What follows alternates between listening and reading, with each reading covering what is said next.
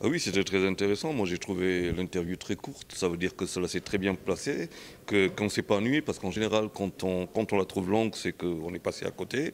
Non, c'était très dynamique, un moment très instructif aussi, parce que Maître Mamad Benguei est quand même bon, une vieille connaissance, c'est vrai, mais bon, c'est un excellent client, hein. Je veux dire, sur le terrain qui est le sien juridique, il est imbattable quasiment.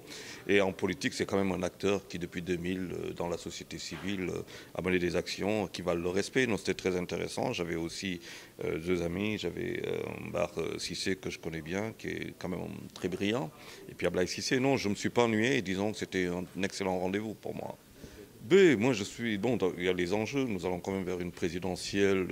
Voilà, c'est quand même pas peu. C'est notre destinée que nous allons décider, les Sénégalais vont décider qui va présider pour les 5 prochaines années. C'est pas peu, c'est très important pour notre pays, pour nous-mêmes Sénégalais. Maintenant, ce n'est plus quand même est en train de rentrer dans le cercle de ces sites internet qui ont compris qu'ils sont l'avenir de la télévision. Et donc ça, c'est à saluer, devenir de plus en plus présent en sachant qu'on peut développer sur les réseaux sociaux, on peut développer sur les téléphones. Il y a quand même 9 millions de téléphones connectés sur Internet. Je pense que ce n'est plus, c'est dans l'air de son temps et ça, il faut se le féliciter. Et qui, bon, maintenant, c'est un gros client parce que quand je vois l'éditorial de Ce n'est plus, c'est quand même du costaud. Je ne sais pas s'il faut aller vers. On ne peut pas passer notre temps à faire des assises. Je pense qu'aujourd'hui, c'est vrai qu'il va falloir que nous considérions un certain nombre de choses. Mais je pense qu'il faut laisser le temps. Le Sénégal est un pays qui a 59 ans, il ne faut pas l'oublier. Et que forcément nous arriverons à ces moments de rupture avec ces réformes qui vont amener aussi bien les hommes et les systèmes à changer. Nous avons fait des assises de l'éducation, on a fait un certain nombre d'assises, mais les grèves continuent, hein, rien n'a changé. Je veux dire, non, non, je pense qu'il arrive un moment où les Sénégalais se prendront en charge et nous ne sommes pas loin de ce moment-là. Moi, je pense qu'aujourd'hui, il y a quand même un travail qui doit être fait, que l'on soit femme ou que l'on soit homme. Recueillir un certain nombre de signatures auprès de 552 communes, 45 départements, 12 régions, 14 régions autant pour moi, est un travail qui est le même pour tous les candidats, qu'ils soient femmes ou hommes. Il n'y a pas à faire a priori plaisir parce qu'on est femme ou on est homme. Il faut rester dans les limites de la loi. Alors maintenant, est-ce que la loi a-t-elle été respectée? Si elle l'a été pour tout le monde ou pas du tout. Bon, je crois que je ne serais pas surpris de voir une femme un jour présidente de la République du Sénégal. Mais ce n'est pas ça la question. La question, c'est d'avoir quelqu'un qui amène les Sénégalais à vivre mieux.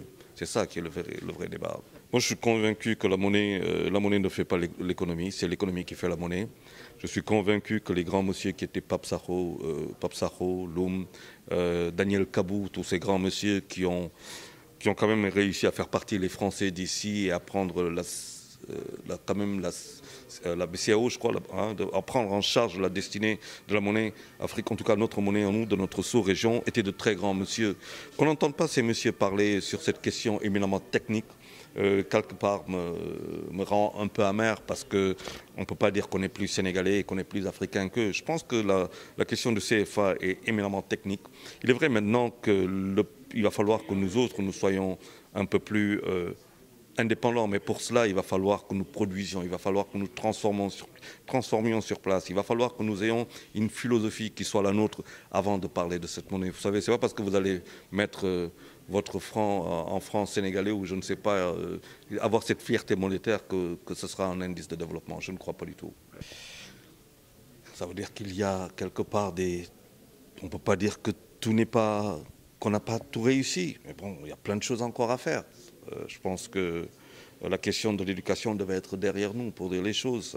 Dans les pays qui se développent aujourd'hui, la Malaisie, le Singapour, la Corée du Sud et dans d'autres pays européens, eh bien, ce que touche un professeur, ce que touche un enseignant, personne d'autre ne le touche dans l'administration. Quand on forme des citoyens, on doit être bien traité. Et il y a aussi le cadre. Mais bon, peut-être que nous n'avons pas les ressources nécessaires pour cela. Et ça, c'est une question d'enjeu. Oui, je pense qu'aujourd'hui, il est très difficile quand on ne réfléchit pas. Quand vous réfléchissez, vous venez à l'école, vous réfléchissez dans votre langue. Et puis après, il y a cette coupure, on vous demande de parler une autre langue. Voilà, et la langue maternelle qui n'est pas codifiée. Je pense qu'il va falloir que nous codifions nos langues, que nous les codifions et que nous permettions à nos enfants, une fois arrivés dans l'école où il y a cette rupture sociale quasiment qui se fait parce qu'on quitte le cocon familial, de permettre, grâce à cette codification, de permettre à nos enfants d'aller beaucoup plus vite vers la quête de la connaissance mathématique et ainsi de suite en des langues nationales. Cela dit, il ne faut pas nous tromper. Nous sommes 7 milliards et quelques habitants sur Terre. Si nous pensons que c'est avec le Wolof seulement et avec nos langues nationales que nous allons partir, mais nous nous trompons aujourd'hui. Il faut parler sa langue nationale, il faut savoir l'écrire, ou ses langues nationales, mais il faut parler aussi l'anglais, il faut parler le français, et pourquoi pas le chinois, et ainsi de suite. Il faut être un homme ouvert, et un homme ouvert, c'est un homme cultivé. Et l'homme cultivé, c'est celui qui oublie ça, c'est celui qui prend, je veux dire, je ne sais plus quelle est la culture, mais c'est celui qui, quand il a tout oublié, finit par faire quand même quelque chose parce que le rappel est toujours là. Donc voilà, je ne connais pas une religion au monde, et je défie quiconque qui autorise à ce qu'on prenne nos enfants, qu'on les mette dans la rue, au service de je ne sais quoi. Dieu ne nous a pas créés pour ça.